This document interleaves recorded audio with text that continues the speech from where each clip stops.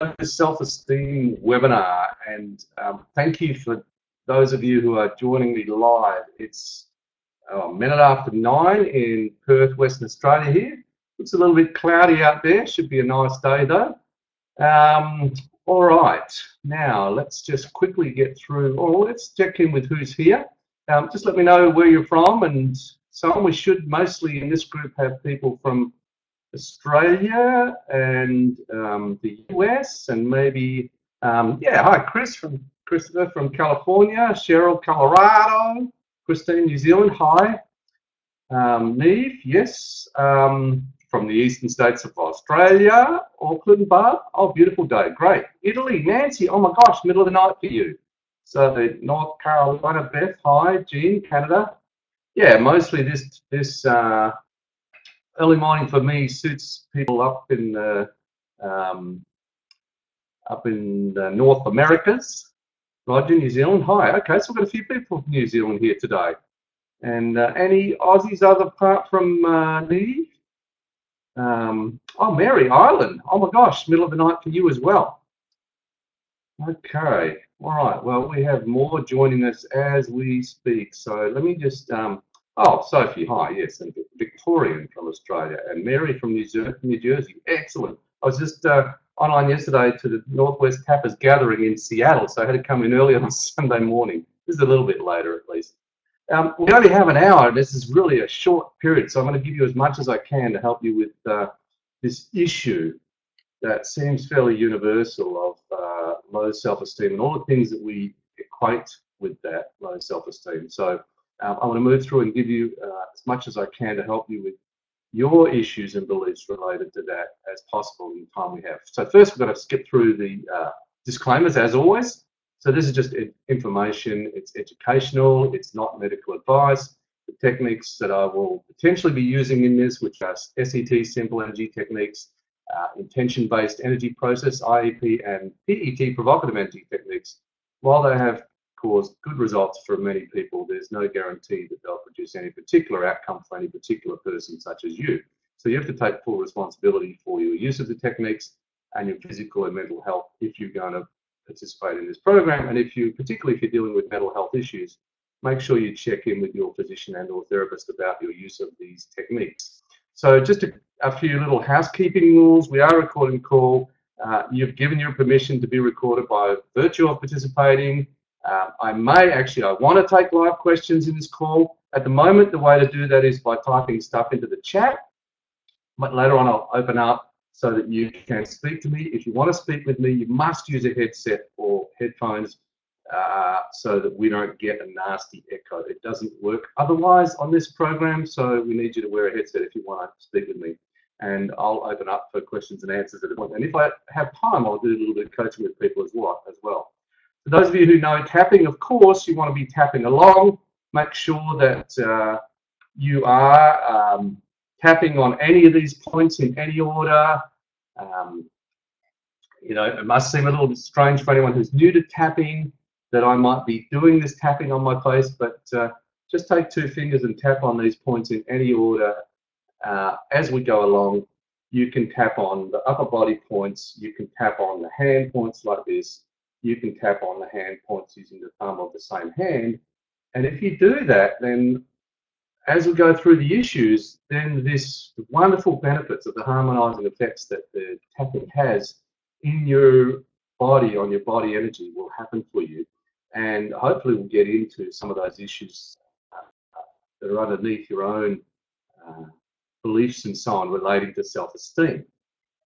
Okay, so let's go very quickly to that. And then what I want to do is to show you how to use tapping specifically on some of these issues related to self-esteem, and how to use my new intention-based energy process to help you release your attachment to some of the negative beliefs that might be holding you down in relationship to this. So just quickly, definitions. There's a Wikipedia one. A person's overall subjective emotional, I like this because it's an emotional evaluation of your own worth. That's really the key. It's about how you feel. So it's a judgment that you make about yourself, and it's also an attitude towards yourself. And for most people, it's actually quite negative. The Oxford Dictionary defines it as confidence in your own worth or abilities or self-respect. Yeah, that's high self-esteem is a confidence in your own worth or abilities. And the challenge is they bring in all these other terms. So there's self-esteem, self-respect, self-concept, and so on. In fact, I've put a few of them down here just to, there's so many overlapping terms that people use to describe this process: self-concept, self-esteem, self-worth, self-image, identity, self-confidence, self-respect.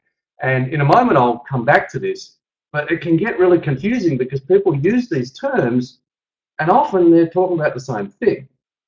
Now, as you'll see, it doesn't really matter for our purposes because I'm really interested in how this affects you and what you connect to this. But let's just go through some of the definitions, because people have been studying this for years. There's thousands and thousands of pages that have been written and books that have been written and studies that have been done. And one of the guys who's big in this field is Nathaniel Brando, and he defines it as the disposition to experience oneself as being competent to cope with the basic challenges of life and of being worthy of happiness. So that's that concept of worthiness, and that's the sticking point for a lot of people. Someone's like, yeah, okay, I can cope with these things. All right, some of us have trouble with that part, but often how well we cope is the kind of rating we give ourselves in terms of worthiness. And the National Association for Self-Esteem, they kind of modified that definition a little bit to say it's the experience of being capable of meeting life's challenges and being worthy of happiness. Wow, okay.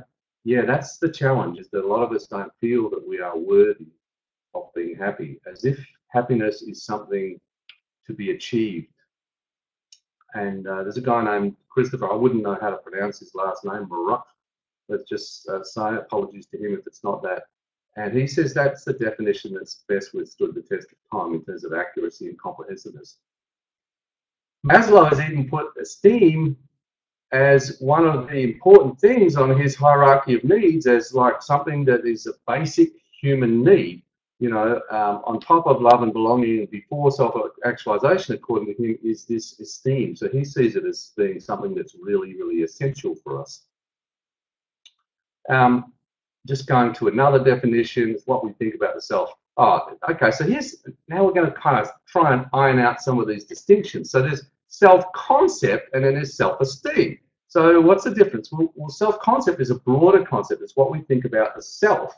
And it's ultimately our self-concept is the concept of ourselves as distinct from others. And self-esteem is about our evaluations of self, how we feel about ourselves, how we see ourselves as measuring up. So here's some definitions that I pulled together on this. We're going to get through this, I promise, this part as quickly as possible, because I want to get into working on some of the stuff. Again, it doesn't, this is kind of like theoretical stuff. I think it is important because people get confused about some of these definitions, but the key for this is how it affects you.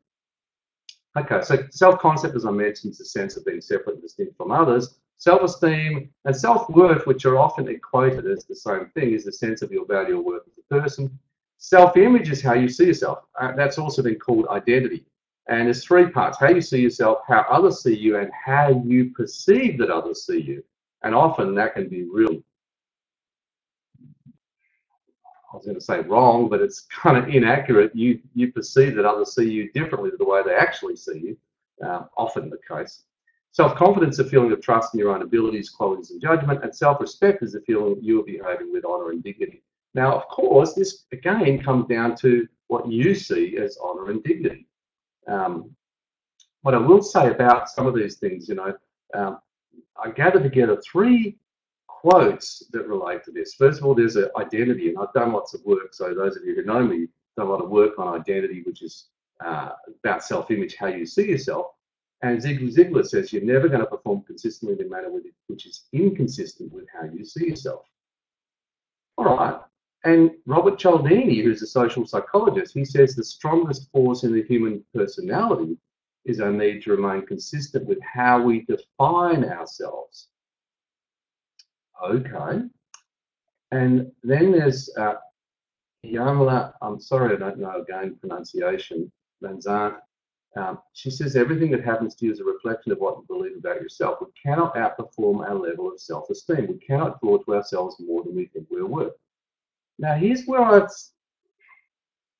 kind of read that and I thought, well, is that really the case? Is that really the case that you can't draw to yourself more than you think you're worth? In fact, a lot of people do, but they don't necessarily acknowledge it. So there's a thing called the imposter syndrome, which was described by a couple of psychologists in the 70s. And what they found is that at least 2 out of 5 successful people consider themselves frauds. You know, some of the people you greatly admire, this occurs for. Even myself at times. Just about everybody has suffered some version of this imposter syndrome at some point in their lives. In fact, the research shows that at least 70% of people will identify that that's true for them, that at some point in their lives they felt like imposters. And I even found this quote from Einstein, and this isn't just one of those ones on Facebook. This is an actual quote from Einstein, rather than just one where his name has been used. This is something that he confided to a friend a month before his death, and he said, "The exaggerated esteem in which my life work is held makes me feel very ill at ease. I feel compelled to think of myself as an involuntary swindler." So there you go. Even Einstein had doubt. Even Einstein had at least a momentary challenge with his esteem, his own self-esteem, and suffered from this thing called imposter syndrome at that point. And I found this quote from my friend Dr. David Lake, who's my partner in crime with the provocative energy techniques and the simple energy techniques, in some stuff that we had done on self-acceptance. And I thought, wow, that really just sums it up. And I know some of you, your computers are not catching up with, so I will read it out. I don't generally like it when people read slides, but he says few people are comfortable with themselves. Many don't really like themselves. Most have a core of self-doubt and inner criticism and secretly think they're not good enough in some areas of life and that only parts of themselves are worthy. In our inner world, we evaluate and judge and criticize ourselves constantly, usually negatively. Now, this is a universal. You have to understand, this is I've seen this all over the world. The feeling or the belief of being not good enough is something I've seen in every country that I have visited. Okay, I'm only up to about 20 countries or something, I don't know, but so far it's just about everywhere. And so if you have doubted yourself, if you chastise yourself, if you beat yourself up, if you even get into self-disgust and all those kind of things, which a lot of people do when they fail to meet the standard, a standard which is either imposed by others or that they've imposed on themselves, you're not alone. Everybody does it. We all have these moments. And I was coming back on a plane from Sydney once, back when they only had like one video at the front of the cabin. Everybody had to try and look over everybody's heads to see this. I remember it quite clearly. And it was they were showing the end of a concert or parts of a concert by a band called Matchbox 20. Now, I didn't know the band particularly well, but it was a really key moment in this concert, because the guy's talking with the audience and he's saying, I've made this incredible discovery and had this incredible insight, and if you get this too, your whole life can be different and really change. And I'm like, oh yeah, okay, sure. Okay, what is this?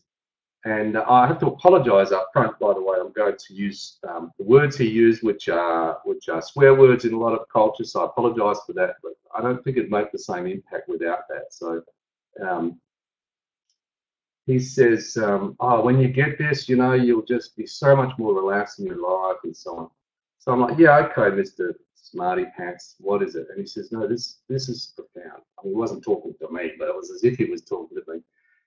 And he says, this is it. He says, everybody is a little bit fucked up. And I thought, wow, he has got it. Everybody is. And if you really get that, if you really understand that, if we really could let down the facade and see each other for the way we are rather than the way we put ourselves across to others, then we would be so much more relaxed. In similar vein, I was watching a program over here called the Gruen, what was it called? The Gruen, someone will know, someone will type that into the chat, I'm sure. Anyway, these guys are talking about advertising, and they were referring to the amount that's spent on cosmetics and how women are essentially by the cosmetic industries and so on, and make Gruen transfer. Thank you, Evelyn. Anyway, they're talking about how women are made to feel bad by advertising, because if we create a problem, then you need to solve that with our new thing, you know. That's what I said, you know, I just think if women all over the world woke up one day and realized I am okay just the way I am, entire economies would collapse, because these economies are based on making you feel bad. And unfortunately, this is kind of the world we're in, where there's a lot of people who are earning a lot of money from making you feel bad. And all right, so there's a lot of bad feeling around. There's a lot of people doubting themselves. There's a lot of inner criticism. There's a lot of low self-esteem. What is the solution? How do we deal with that? What's the solution to it? And there's a couple of things that have been proposed, and this would be the two things that most programs on low self-esteem would propose as the solution to this. Number one is that you get your inner critic and you challenge those negative thoughts and you defeat your inner critic. You know, I saw a thing for girls where they yell back at the negative voices and all that kind of stuff. And the other thing is you're supposed to be positive. You're supposed to build yourself up with positive affirmations and positive self-talk. Now, all right, I'm not against that, except for the fact that my research shows that affirmations, positive affirmations, only work for about 10 to 15% of people. I've been all over the world and asked dozens of groups, you know, if affirmations work for them. And an affirmation is where you give yourself a positive incantation, if you like. You affirm something positive to yourself and tell yourself you're a good person. You know, I remember years ago when I was working in schools, Brian Tracy's program, and he's telling kids, you know, you stand in front of a mirror and you go, I like myself, I like myself, I like myself. And all right, what does that do? Well, actually, there was a study done which was reported in Psychological Science, where they had people with low and high self-esteem, and they had them repeat a statement, I'm a lovable person. And they measured their mood and their momentary feelings about themselves. And wouldn't you know, or wouldn't you be surprised to know, that the people who had low self-esteem actually felt worse after repeating a positive self-statement compared to another low self-esteem group who hadn't repeated that statement. And the people who already had high self-esteem did feel better, but only slightly. Then they did a follow-up to that study where the participants were allowed to list negative self-thoughts along with positive self-thoughts. And the paradoxical finding of that is that the low self-esteem participants actually had better mood responses when they were allowed to have negative thoughts than when they were asked to focus exclusively on positive thoughts. And the conclusion that they made, or what they suggested from that, was that like overly positive praise, unreasonably positive self-statements, I'm quoting directly from the Science Daily description of this study, unreasonably positive self-statements such as, I accept myself completely, think about this, EFTers, can provoke contradictory thoughts in individuals with low self-esteem. Such negative thoughts can overwhelm the positive thoughts. Okay, so I'm saying here, you know, what does this suggest about setups in EFT? And anyone who knows me knows that, you know, David Lake and I found very early on that when we had people say the setup statement in EFT, even though I have this problem, I deeply and completely accept myself, most people didn't accept themselves completely at all. They actually rejected themselves. And so, of course, in our provocative approach, we would have them say, I deeply and completely reject myself. And we found a lot of people that worked for them a lot better than saying I deeply and completely accept myself. Now, it seems negative because it's like, well, no, if you tell yourself a negative, you're going to feel more negative. But this research isn't showing that, and a whole bunch of research isn't bearing that out. So here's an example of that. There's a guy who used to give his students a task to go away and don't think of a white bear. And of course, what they discovered was that the more they tried not to think of a white bear, the more they thought of that stupid white bear. And trying to push away a thought makes it more likely to come into your consciousness. Rachel says, love it, I deeply and completely reject myself doing that. Yeah, okay. Now, if you do that and it makes you feel more depressed, okay, then that's a time to work with someone else. But for most people, it actually isn't as destructive as we've been told. In fact, the big challenge with negative thoughts is not so much that they're there, it's that we tussle with them, we fight with them, and we fuse with them, we engage with them. Paradoxically, giving yourself permission to think a thought reduces the likelihood of you thinking it. And observing and accepting your thoughts without having to act on decreases activity in the brain, stress centers, you end up with less anxiety. So it's like when you think, okay, I'm not going to think this negative thought. In fact, in order to do that, your mind has to set up a monitoring system to compare everything to, so that it makes sure you're not thinking it. Inadvertently, you end up thinking that more. So trying not to be negative is actually not really that helpful. Okay. So what we propose instead is what we call acceptance tapping. And that's where you accept whatever's there and you just add the tapping to that. You graft the tapping to the pattern of the problem, to the behavior of the problem, to the feeling reactions of the problem, to the thinking of the problem. And without trying to change anything, you just add tapping to it. So there's a lot of stuff in acceptance and commitment therapy, for those of you who know about that approach as well, that fits in with this, where they've actually done a lot of research where instead of trying to challenge your negative thoughts, you allow them to be there without having to believe them or act upon them. This is the key. And what we found is that the tapping actually helps those feelings to harmonize, because of course, when you're having a negative thought, if it hooks into a negative feeling, that's the challenge. The challenge is that the thoughts and feelings are connected. And then you have a reaction to having that negative feeling, because of course you're not supposed to think negative, so now you can get down on yourself for being so negative, and you can tussle over that, and you end up with a secondary problem, which is even bigger than the first problem.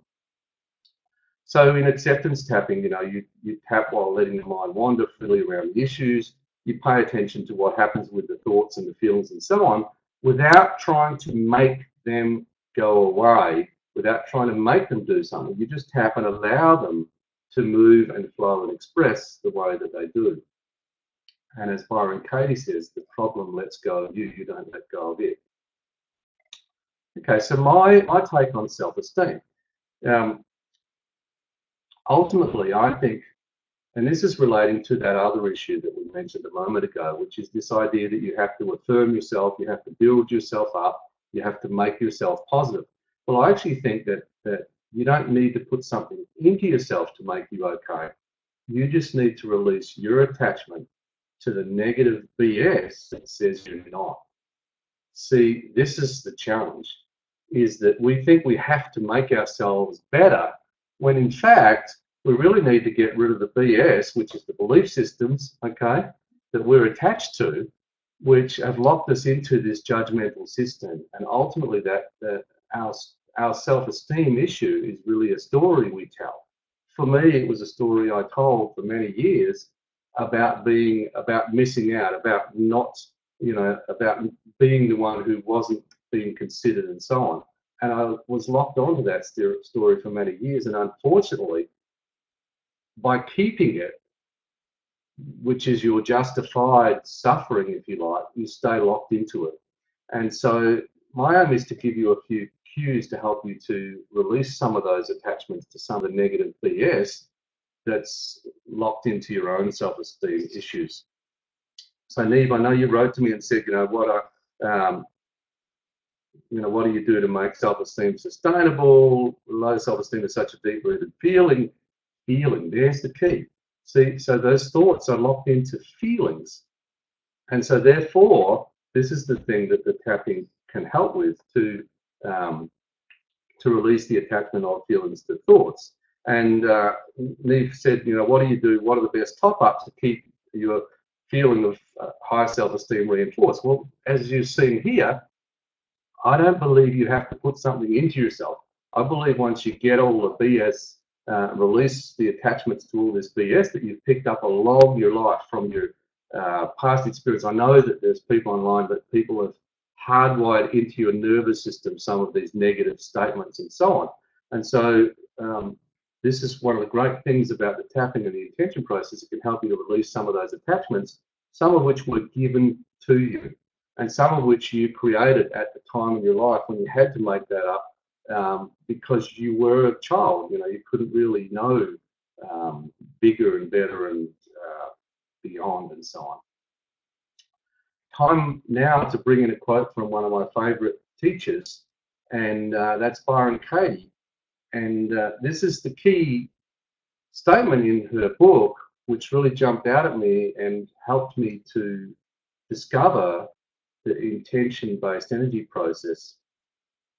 Thought is harmless unless we believe it. It's not our thoughts, but the attachment to our thoughts that causes suffering.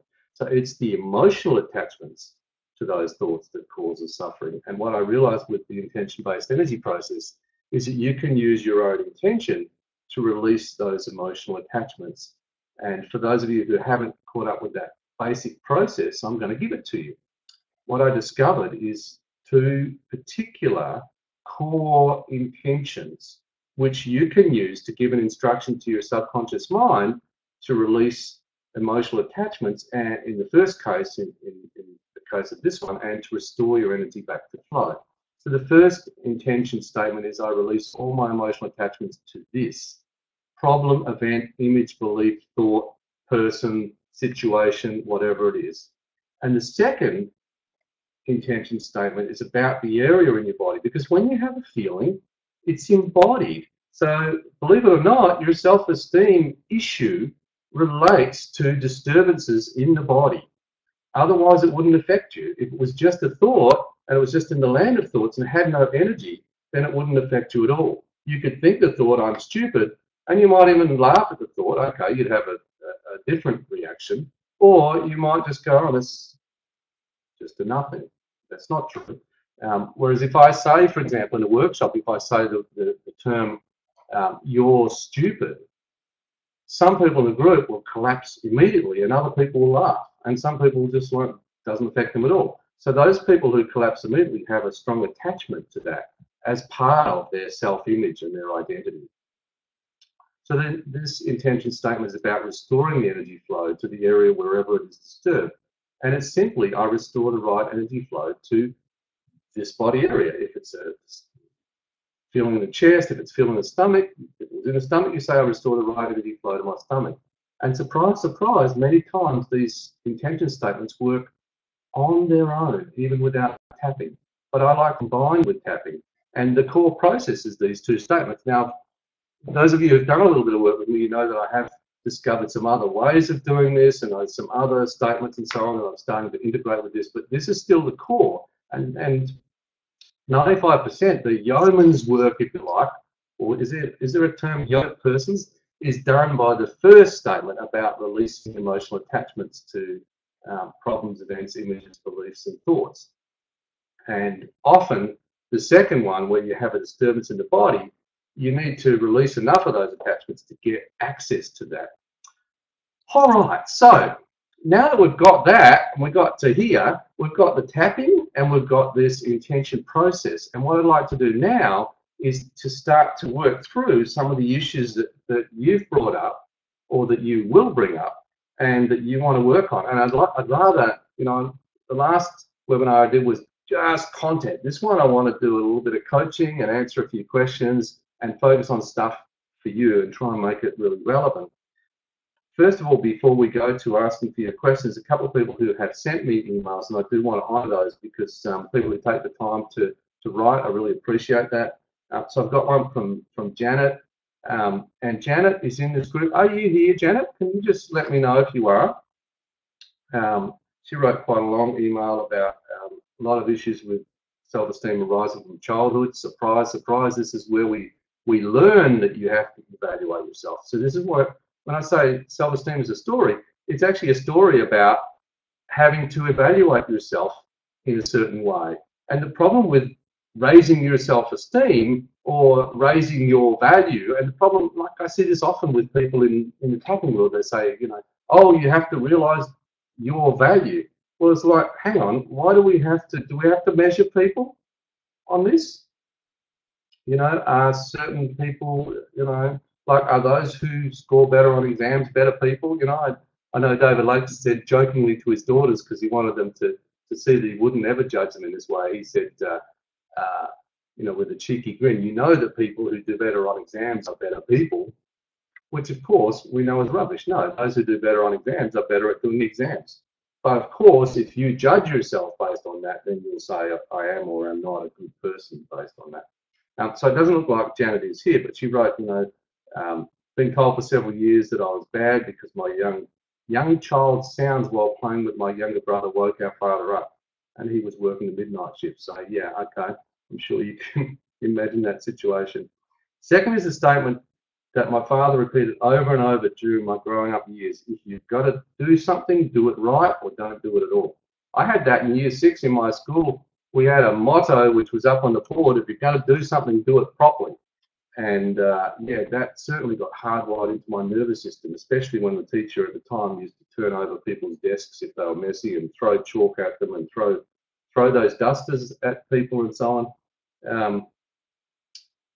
Now, this is interesting too, because this is what happens. Is Janet says, this week I made a mistake following the presentation. I've been blaming myself ever since. So what happens is, when we've learnt to associate our value to our performance, when we do a bad performance, then we have to beat ourselves up about that afterwards.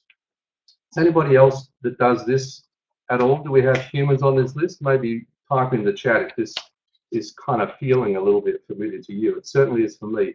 I remember a presentation of my own where I did that, and I beat myself up for weeks over it. Crazy. It seems crazy to me now, but yeah. So Christine, Cheryl, thanks. Andy, Evelyn, yes, very familiar. Yeah. Judy, yeah. And I have another one here from Mary. And Mary says, I'm just back trying to get my business going again. So she's had a large period of being stopped. Now I've got two Marys. I actually had two Marys writing to myself. One Mary was talking about beating herself up, struggling, starting to put myself forward. And that actually is this Mary, the one that I'm reading right now. Now, it seems like I've lost the other one. But she says, yeah, I'm trying to get my business going now. I'm struggling to put myself forward. I can feel my energy isn't right. And in her case, she had an ex-husband who was beating her up, verbally beating her up. And she says, I've taken over that now and I'm beating myself up. So this is also what happens, is that when, you know, when we get punished by significant others or significant people in our world, then we can internalize that process. And that's because we haven't actually fully processed emotionally those things. And so then we kind of make it about us. Andy says, yes, my dad conveyed that message to me, resulting in a major procrastination problem for me to this day. All right, so let's not talk about this stuff. Let's work up on some of this with you. And what my aim is, I'm hoping, we don't have too long, we've only got 25 minutes, but hopefully if I can illustrate with a couple of people how you can start to apply the tapping and some of this intention process on some of these issues. So what I'm doing is I'm going to move to Q&A mode. And what this means is that you can come online and speak with me, and you can ask a question, or we can do a little bit of coaching on a particular issue for you related to self-esteem. And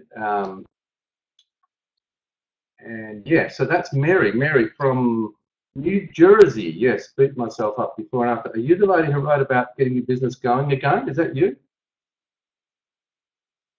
Let's see what you put in the chat. So now let me just go to this slide, because you'll need to know what to do, of course, how to ask a question. So here's how to ask a question.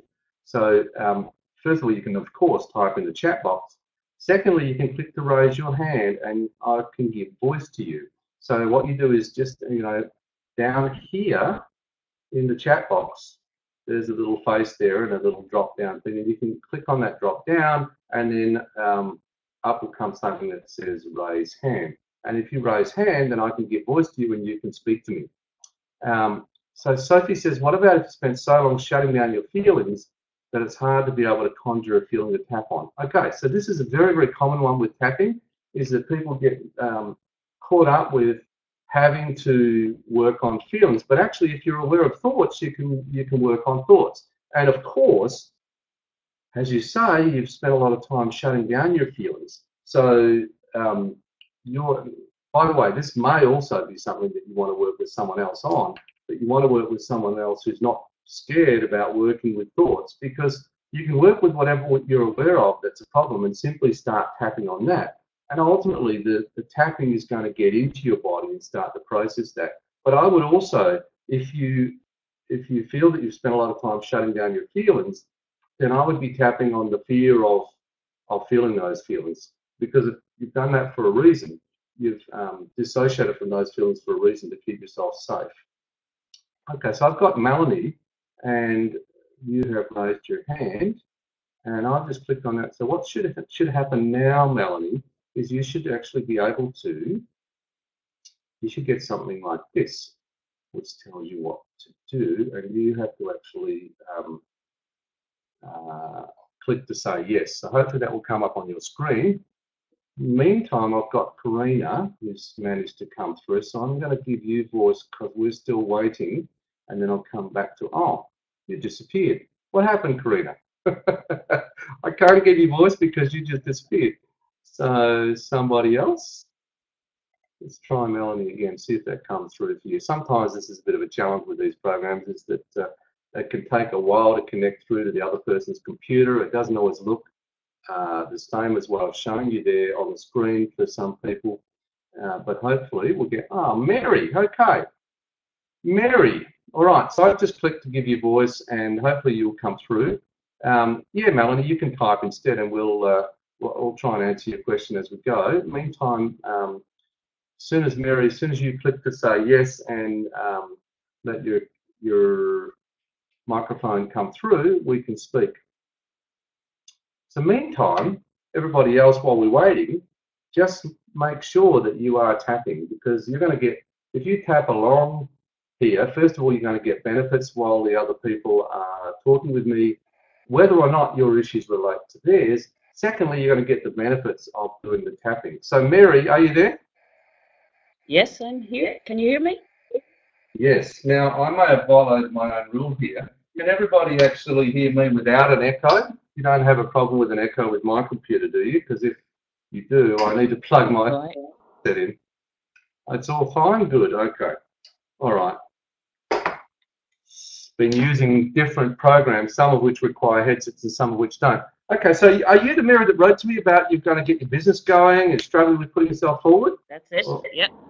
Okay. Yep.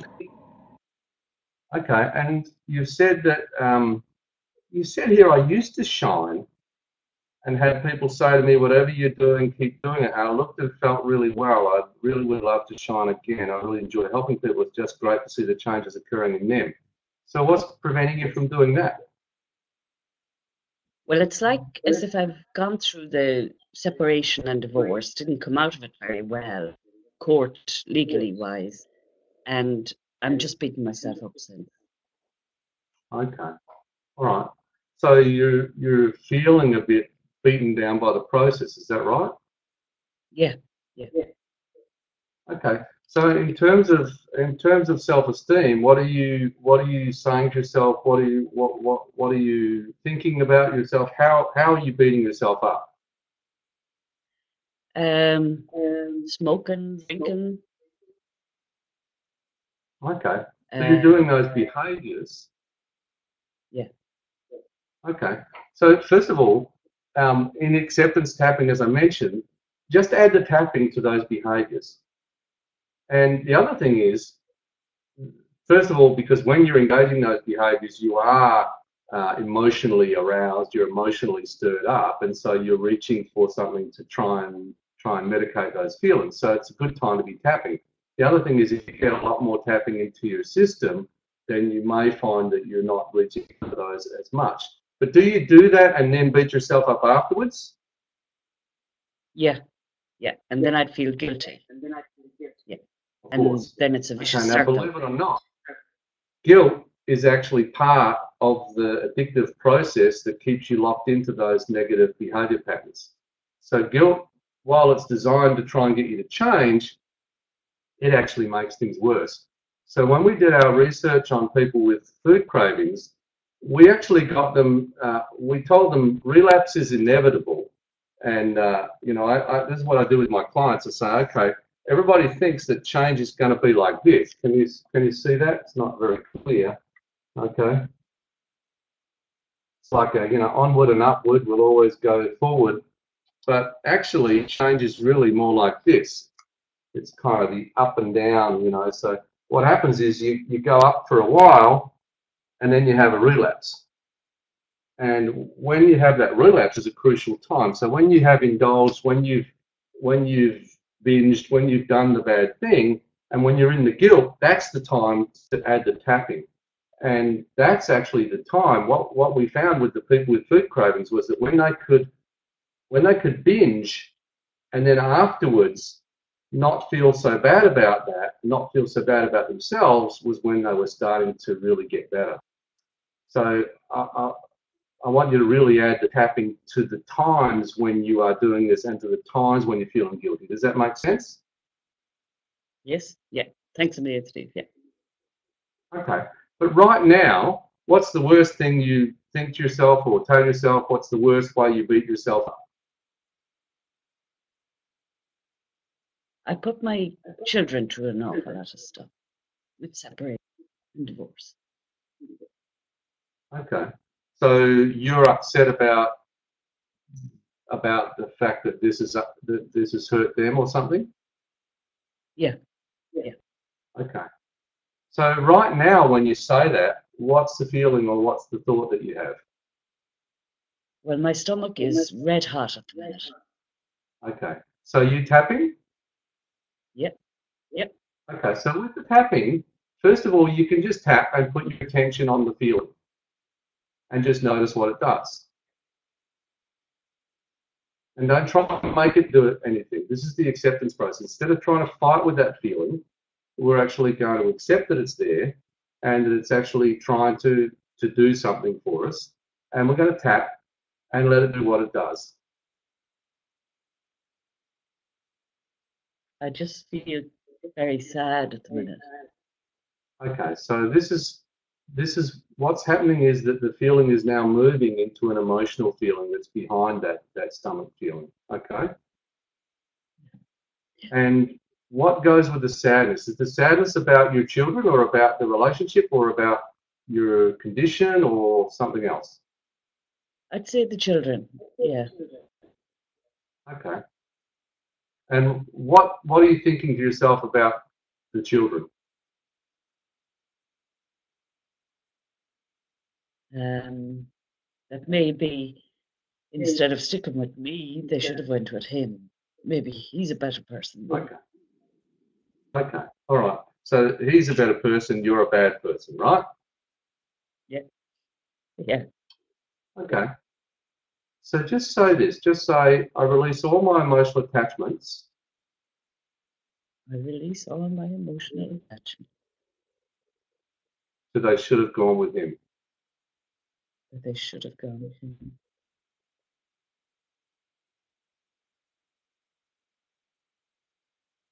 And just notice what happens with that and what comes up next.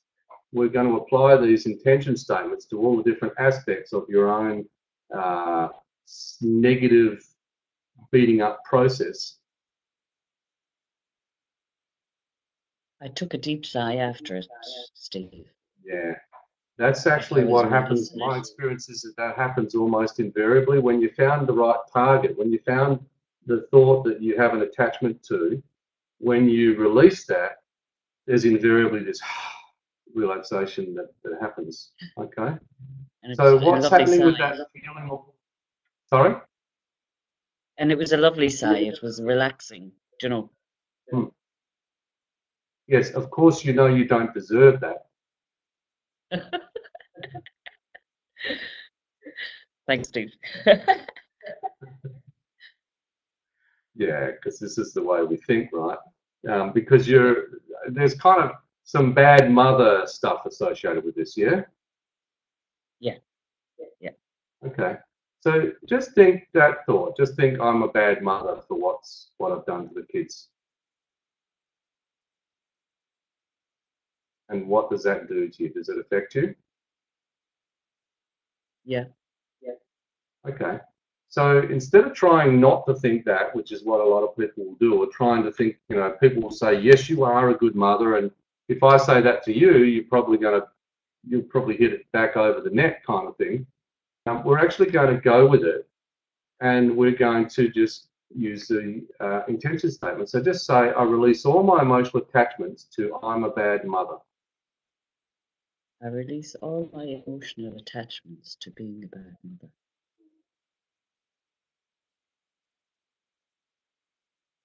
And just tell us what that does. I can feel shivery around my knees. Okay.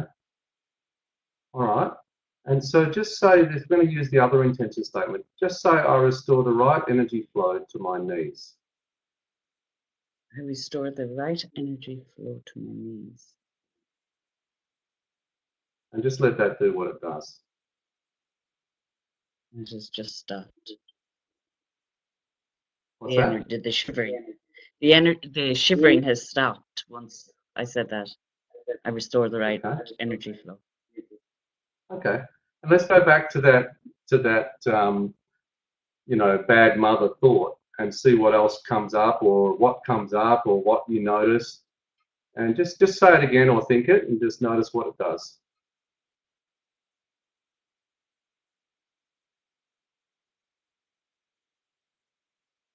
Sounds so silly.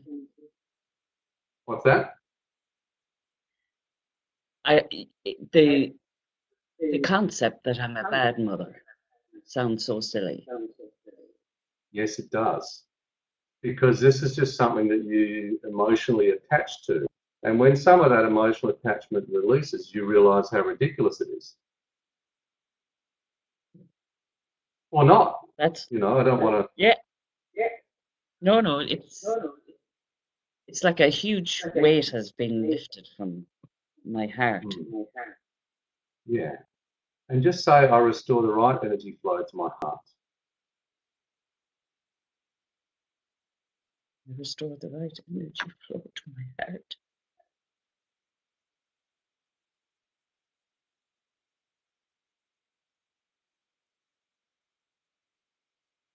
Because that's the area that's taken a lot of beating, right? Yeah. Okay. Now, some of this is sadness, and some of it is grief, and of course, there's appropriate emotions. There is a grieving process. There is a sadness. There's some appropriate sadness and grief. But sometimes it's kind of like we say no to the yes, if you like. We fight with our own emotions. We shouldn't be feeling them or whatever, and that again causes a problem. We stop the flow.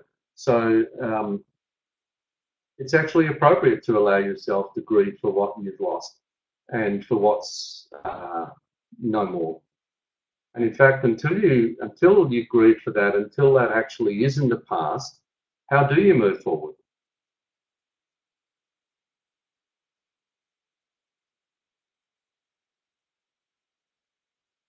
I've got to experience it.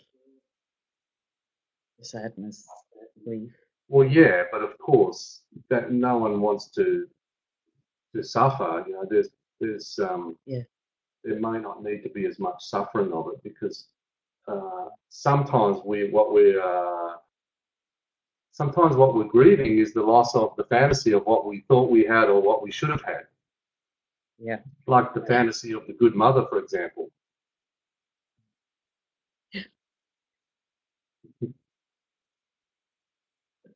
So kind of talked about a few things and maybe stirred a few things up for you. What's happening right now? And you are still tapping, right? Yeah.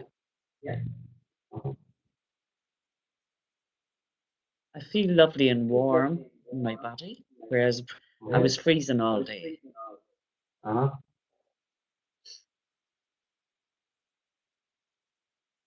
Okay. Like So my energy flows. What's that?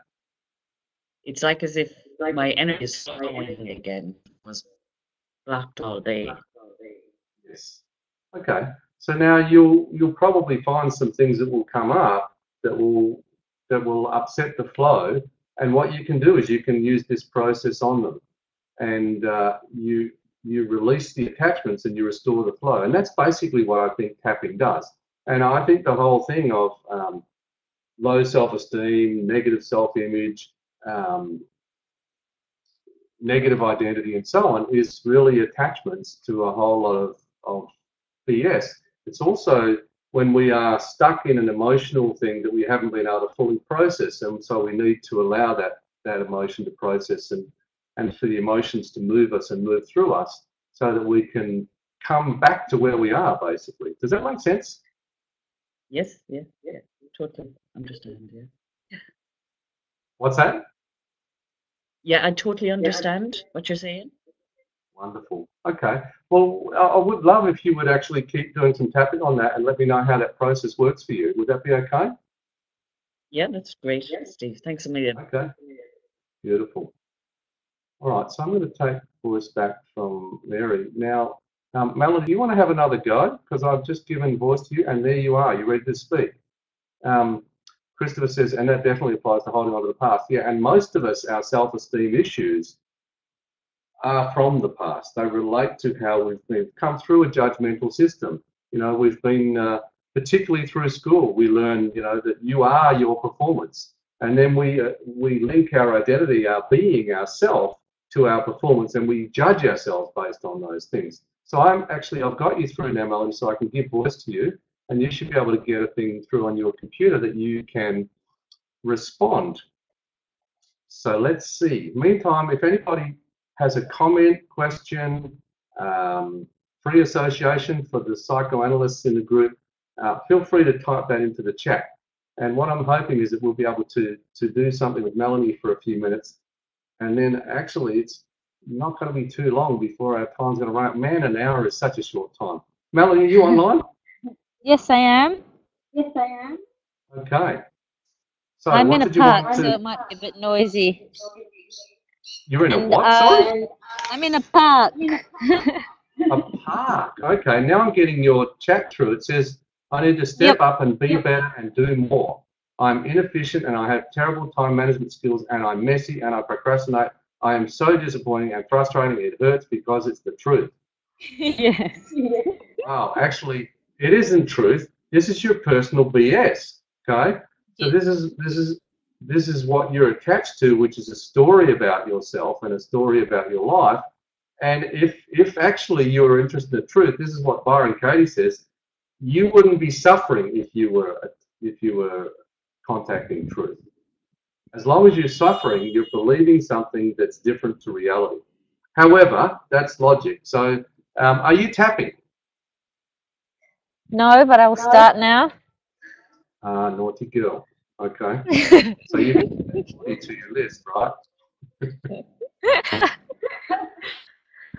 Okay. So, when I read that through, what are those things? Because we can't work on all of them right now. But what we can do is maybe illustrate how you can go and work on the others, and also how other people can go away and work on some of their own personal BS related to self-esteem issues for them. So, which of those kind of is the worst? Need to step up and be better and do more, inefficient, time management, terrible time management, messy, procrastinating. I think procrastination. Can't we leave that one to last? Last. Okay.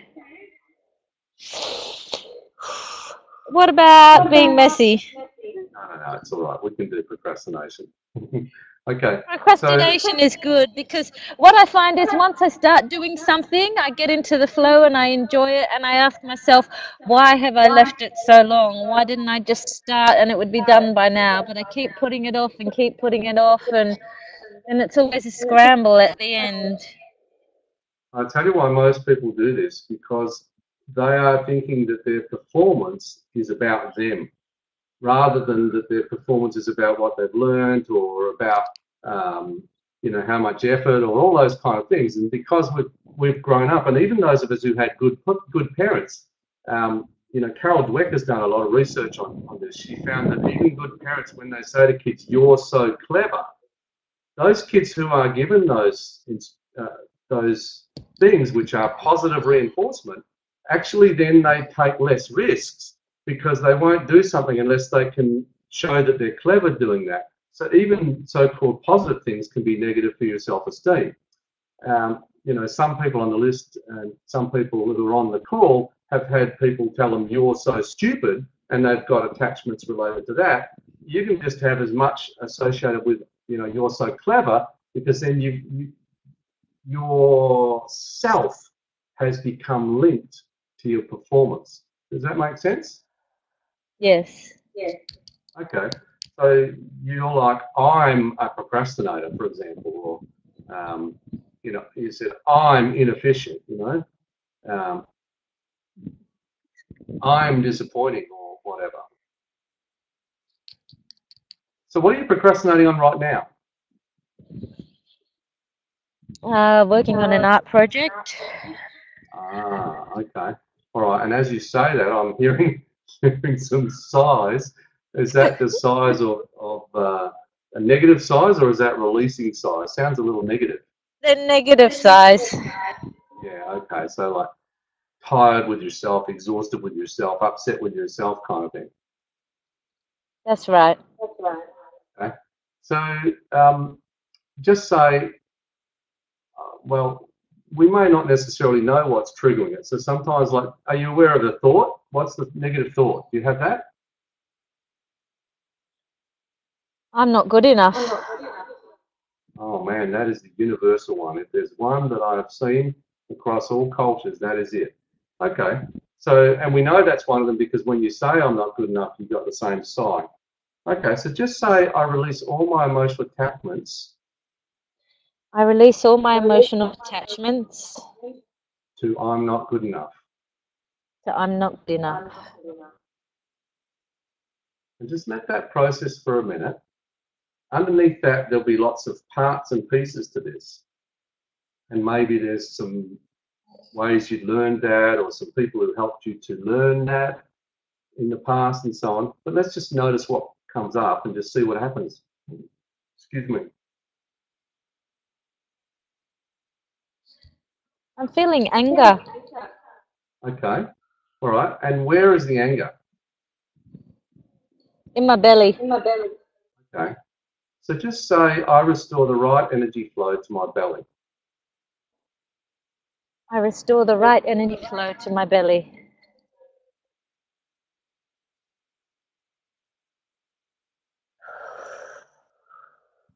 There's two ways we could have gone there. We could have gone, because sometimes you have a feeling, you don't know what's triggering it. You can see if you can just restore the flow and see what comes. Or you can put your attention on the feeling and notice what comes up. Or you can think, okay, what am I angry about? And then you can make that the target. Okay? So what's happening now?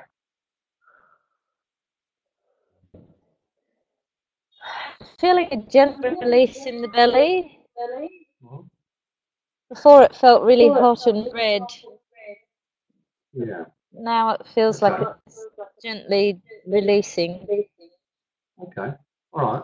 So as I mentioned before, that release, restoring the flow to this particular body area, sometimes that won't work on its own because, of course, the feeling is caused by all the things that you're attached to, and you need to release some of those attachments to be able to get access to that area to restore the flow. But sometimes you can just use the restoring statement and it will just instantly restore flow to that area, and then you can start to move, because being in the flow and being flowing is what we're meant to be. We're not meant to be stuck on concepts of ourselves or attached to certain ideas or attached to certain emotions which are attached to certain ideas. And that's really what this process is about releasing those attachments and restoring the flow. Unfortunately, we don't have any time to go further with this, but I'm just going to suggest again, like I did with Mary, that you take away this process and give it a go and maybe write to me and let me know what that is. And if it's okay to pass it on to others who were on the program, I'd love to be able to do that so they can see how that played out for you. Would that be okay? Yes, that's fine. Okay. Keep tapping. Okay, so oh, sorry, I cut Melanie off. I wasn't sure she was going to speak there. So Karina, yeah, you didn't manage to get through and you stepped back, but you said that Mary's story was relevant to you. So yeah, this is a great thing about working online and tapping along with others, that you do get to borrow benefits from other people.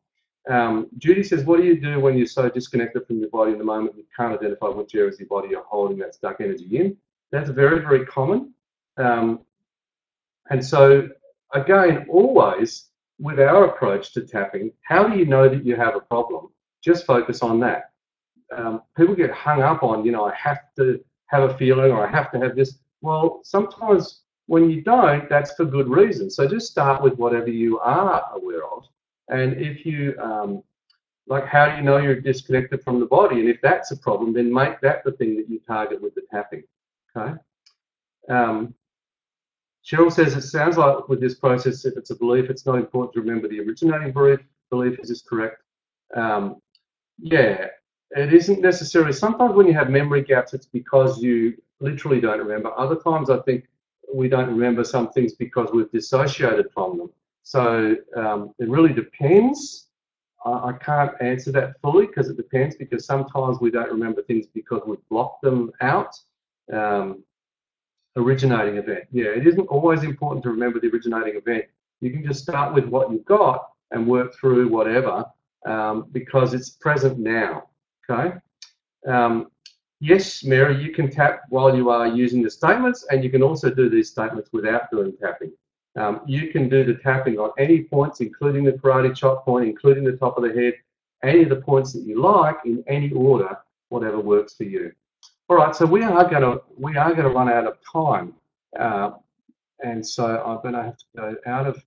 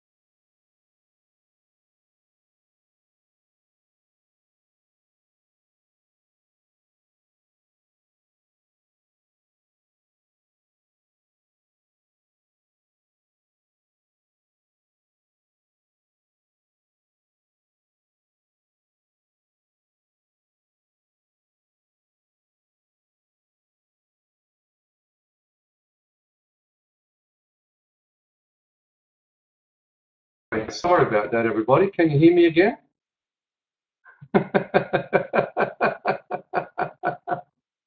Sorry about that. That was a little mistake. Thank you, Rachel, so much.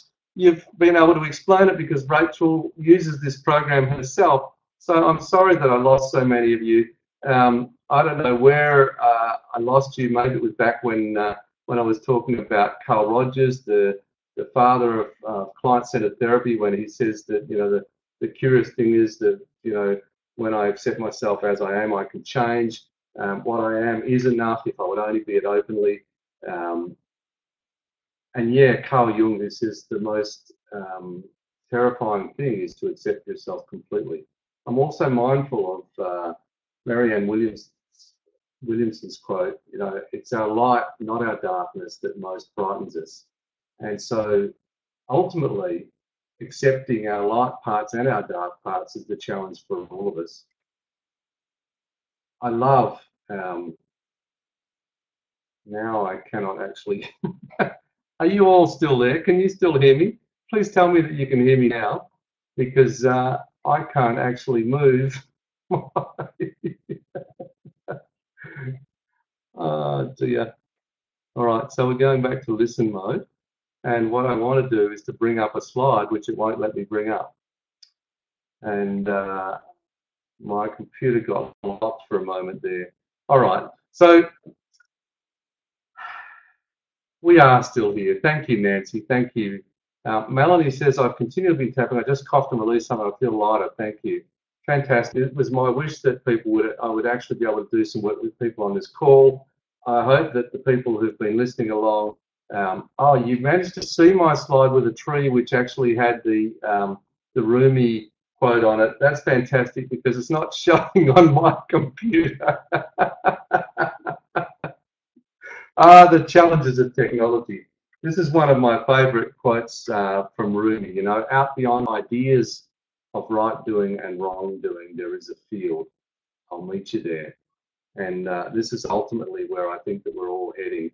I would love to be able to have some of you do some more with me. I'm not actually offering a coaching program. I don't have time to put one of those in right now. But what I do have is a 30-day self-acceptance program, which of all the programs I've ever run, this is the one that people have raved about the most. This is the one that people keep coming back to. This is the one that, you know, this concept of self-acceptance keeps coming up for people. And so I put together a program based on my own experiences of doing 30 days of tapping on my own self-acceptance issues, which was really profound. And you can go online to our website and read the original stuff I wrote on the incredible, what that did for me. What it did was help me to see that I am not the problem. The problem itself is the problem. And all of a sudden, my problems were outside of me rather than being me. So I'd love to help you to have some of that same experience. And I put together this program with that intention. It has a 4-part audio series I did with Jessica Ortner. It has 4-part teleclass recordings when I did a program to coach people through this. You can get the recordings. And it's got 30 days of self-acceptance tips, inspiration, and strategies. Altogether, the value, I think it's a lot more than that, is $235. We sell it for $99, and for you, for the next 3 days, I'm going to give you a 50% off offer if you want to purchase that program, which I think is a screamingly wonderful deal for what's in there. There's a lot of content in there that you get to keep and to use whenever you need it. I'm going to go back to the tree because somebody said that they didn't see the tree, so I'll try and bring that up because it seems my computer's working. But meantime, for those of you who want to have a look at that program, here's where it is. It's on our website, EFTdownunder.com/self-acceptance-30-days/, which is a long thing, but you can also find it under events and trainings, and you can also go to this shorter link. And when you get there, you can click through to pay, and when you go through to pay, if you use this coupon code acceptance, when you go through to our shop to pay and you buy the program, you put in the code acceptance, and for the next 3 days until Easter in Australia, which will be the day before in the US, you'll get 50% off that program, which means you get $49.50 in Australian dollars. In US dollars, I think that's, I don't know what that is, it's like $40 or something in US dollars. You won't even have to pay that much, plus you don't have to pay our tax as well. So it's like I'm giving it away, really, for those of you whose dollars and euros and pounds and everything is so much higher than our dollar at the moment. So the short link is EFTdownunder.com/P=3093. Or just go to EFT. I think you'll be taken to that at the end of this program. For those of you who are watching the recording, you'll have to record that. But everyone who's on the webinar, when you click off, I think you'll be taken straight to that page. So have a look at the program. I'd love for you to join it, and I'd love for you to be able to experience some of the benefits that I have experienced from using tapping on my own self-acceptance issues. And of course, now you also have the intention process that you can add to that. So thank you so much for joining me. Rachel says, great to see you. Thanks so much, Steve. Final results inspire me. Thank you, Rachel. Really appreciate your feedback. Thanks also, yes, thanks to Mary and Melanie. It was always appreciate. We need people to volunteer to do this stuff. I hope you find that this really works for you. And thanks again for being part of this and joining me on the program. Look forward to seeing you sometime in the future. Ciao for now.